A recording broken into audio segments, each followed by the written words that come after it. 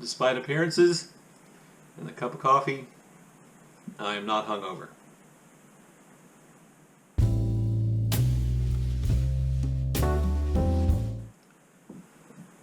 Hello and welcome back to Bookish, and welcome to what is going to be a wrap-up of, let's see, how many books did I finish reading here in September? 2, 3, 4, 5, 6, 7, 8. Of 8 books that I want to wrap up that I haven't talked about yet on my channel. So I'm going to be going through these in relatively rapid fire.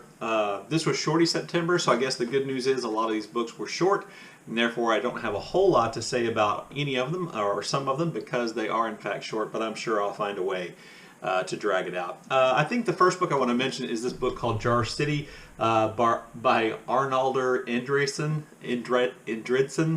Oh, let me try this again. The first book I want to talk about is Jar City by Arnulder Indridasan, who is an Icelandic mystery writer, and this is the second book, I believe, or book in a series of books that he wrote about a police detective whose last name is Erlander. And it was set in Iceland, and as I'm sure you're tired of hearing me say by now, my wife and I took a trip to Iceland along with my son in July. And so I read this book for one of the reasons I think that I sometimes pick up books, and that has to do with geography, and particularly places that I've been. I like to read books about places that I'm going before I go, and I like to read books set in places that I've been after I've been. And this is set in Reykjavik, where we spent our 5 days. As a matter of fact, it references specific places. There's even a map. There's even a kind of somewhat stylized map of Reykjavik here, and so I recognize some of the street names and places and things like that, and even had been to one of the remote places they go on their investigation. It is a good, I think, example of kind of the, what is it, Scandinavian noir type novel. In which, you know, there's a murder of a man. It's in, you know, it seems completely to be random, and slowly our detective, you know, somewhat unique among his colleagues, he pursues kind of doggedly the clues and the avenues that will lead to solving the crime, and you know, he actually does solve the crime. No surprise, since it's a mystery. I think the book effectively kind of helps create this memorable detective. There are things about Erlander as a detective that reminded me, as a matter of fact, the next book I'll talk about reminded me of Maigret, the Belgian detective hero, or excuse me, the French detective hero of Belgian authors, Georges Simenon's long series of books of mystery novels. But this was a good book. I enjoyed it. I think, again, I would say a lot of my enjoyment probably had to do with my relatively recent trip to Iceland. So let me go ahead and talk about the other mystery novel I read, and that then is The Cellars of the Majestic by Georges Simenon. This is a Maigret novel.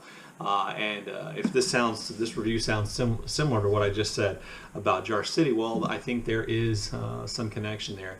Maigret is a detective who has methods. He has quirks and characteristics. He oftentimes looks to solve crimes in ways that don't oftentimes make his superiors happy. People question his methods, and yet, you know, he comes up with the solution to crime. This is one of my favorite of the Maigret novels I've read. I think this is my, let me count real quick, this would be my 9th, I believe, of the Maigret novels written by Simenon, and they're great. They're always short. I think these editions that I buy them in are a little bit overpriced, considering, you know, we're talking about buying a book that's around 167 pages with small pages in large print, but I enjoy them, so I suppose I shouldn't complain about them at all. But this was one of the better mystery novels, one of the better mysteries or stories, I think, that I've read from Simenon. So I do want to mention that. I finished that this month. I also, then at the kind of the last minute, was I've been having really successful shorty September, and I thought, you know, I haven't read another Annie Ernaux novel, and so I just got on my Kindle to see what Annie Ernaux novels were available, you know, knowing and looking for one that would fit shorty September.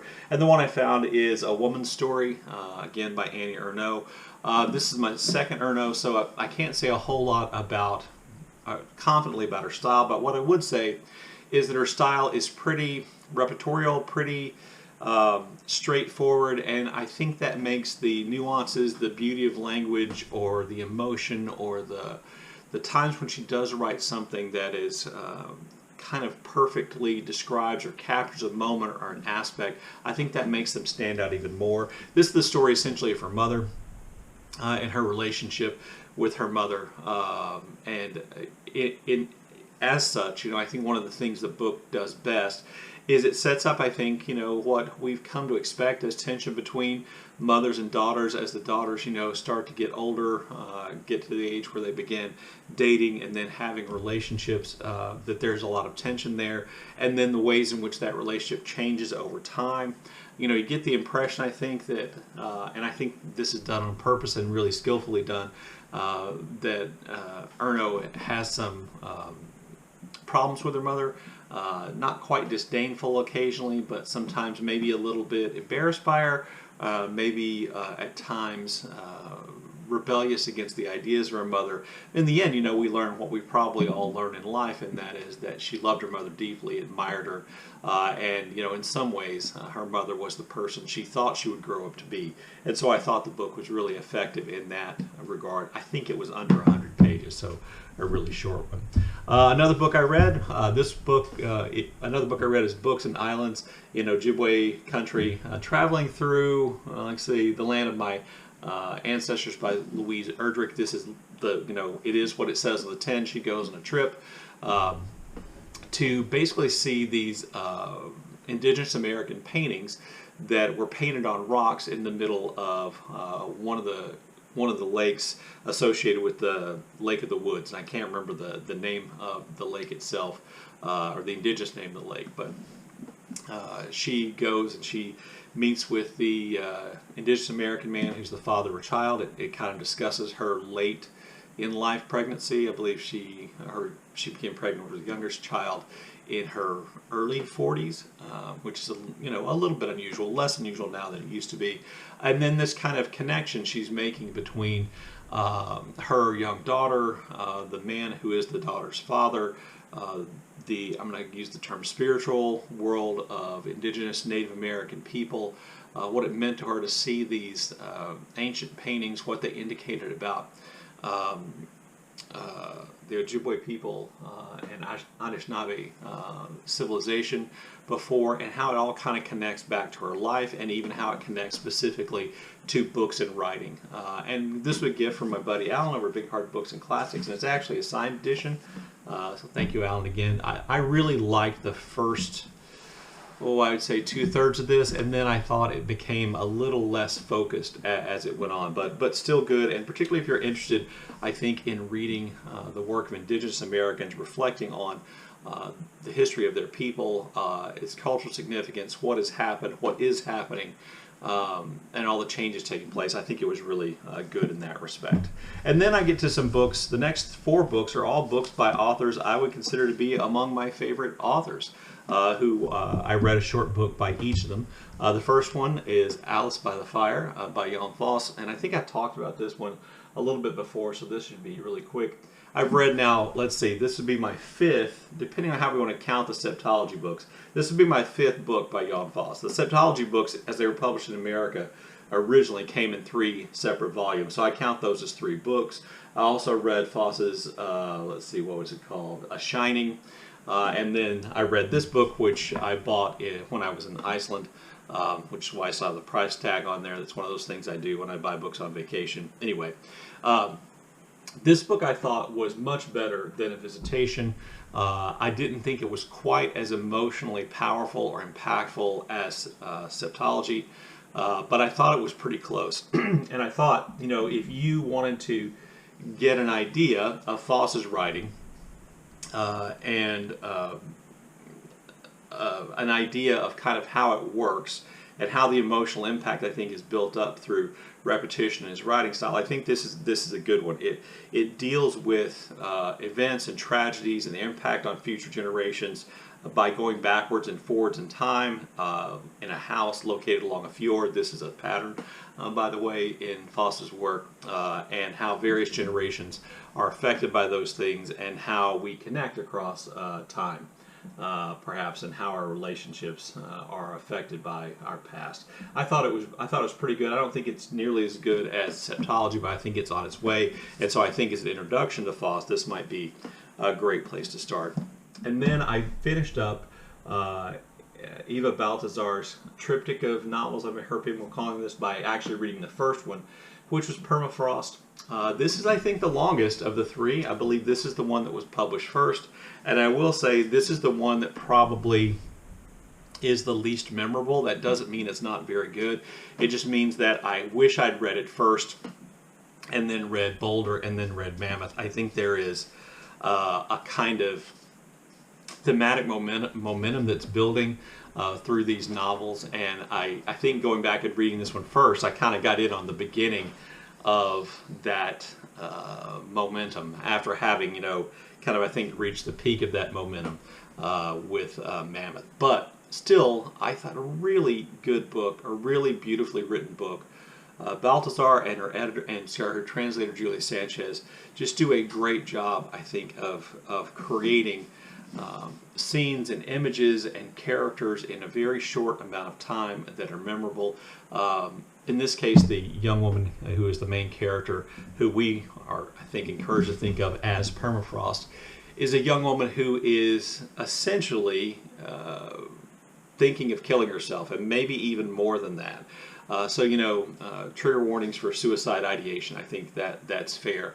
And she's essentially kind of talking about methods by which this can be done, and then talking herself out of all the different methods that she could use. And it becomes, and this is going to be a strange thing to say, it becomes kind of humorous how many ways she can talk herself, or how many reasons she can give for not attempting suicide using the various methods that she thinks about. At the same time, we see her becoming more involved with her family, and we begin to see cracks in the permafrost. Permafrost is that layer of frozen soil in places like Alaska that is more or less permanently frozen, but under extreme circumstances can be thawed out. And so we see that happening in Permafrost. And it has a really satisfying, I think, ending, and in some ways that satisfying ending was less satisfying maybe than the ending of Boulder, which ends with a little bit of a lack of clarity, and Mammoth, which ends really on, I think, a powerful and kind of tragic note. But a great book. I'm hoping that I'm going to go back and reread all three of these books, read them in order this time, and then make a video about all three together. And then the last book, or really I think the last book I will talk about, is Watershed by Percival Everett. By now I'm on a Percival Everett kick. I don't know how many Percival Everett books I've read this year, but it's probably close to 5 if we include James. Watershed is, I think, reflective again of Everett's incredibly varied interests and how he picks up a subject, writes about it, and then moves on to something else. This one involves a hydrologist who is essentially living in a cabin that he owns that's very near a Native American reservation in California, where water is an issue, and disputes about water between the indigenous American population on the reservation and the locals is kind of at the heart of what's going on. And at the same time, it, in lots of ways, is really about the way in which the United States government has treated indigenous Americans, and making parallels between that and the way in which the United States government has treated black people in the United States, particularly groups like the Black Panthers, and kind of creating a correlation or connection between all these things. And in a sense, I think showing the patterns of colonialism, which fortunately today we're all probably far more aware of than we might have been back in, let's see, 1996, when this book was published. This book, I think, in some ways, Everett is channeling a little bit of Elmore Leonard, not in that exact sense, but his character finds himself caught up in a situation that's not necessarily one he thought he would get into, and he gets in incredibly, incredibly deep. And then there's a kind of satisfying, I guess, hint at a resolution there. But I enjoyed it. I thought it was really good. I think I probably like this one, probably because of its discussion of the treatment of indigenous Americans in the United States. I probably like this one a little bit more than I like the other book I read for Shorty September, which I've already talked about, which was So Much Blue, the other Percival Everett novel I read in Shorty September, and for Framed in September, which was about an artist. But this was a good book, and I think for a work of literary fiction, awfully plotty, and there's some action there too. And then the last book I want to mention that I read in September is not a shorty, it's not an art book, and that is the next book in my series called Reading Bad Hemingway. This was The Garden of Eden, which I read. Thankfully, Jack from The Rambling Raconteur was kind enough to buddy read this with me, and we had a great discussion about this book. I think Jack liked it a little bit more than I do, but I will tell you that if I could go back in time and have Hemingway publish a book other than To Have and Have Not, and other than Across the River into the Trees, I would easily pick Garden of Eden over that book, as I would Islands of the Stream. Those are much better books, and the reason why I think people discount them to a certain extent is because, and I have discounted them to a certain extent, is because they're posthumously published. Islands of the Stream was barely edited. This one was definitely edited to create a more cohesive narrative. But it's still a good book, and you can still tell that Hemingway definitely wrote it. There are elements of the story which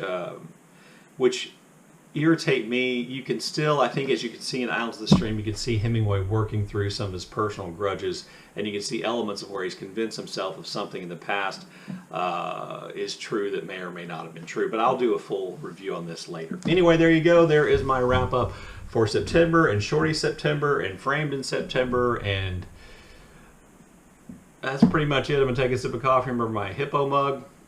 Look forward to your comments in the comment section below. And as always, thank you for watching.